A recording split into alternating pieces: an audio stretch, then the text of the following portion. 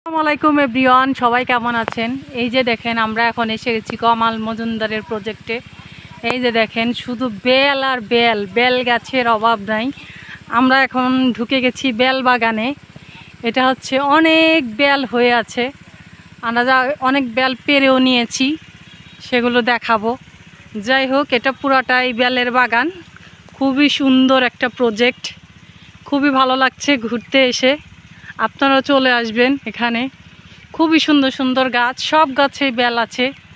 আপনাদের ভালো করে দেখা যাচ্ছে কিনা জানি না, কিন্তু প্রত্যেকটা গাছেই অনেক বেল। এটা হচ্ছে বেলের বাগান।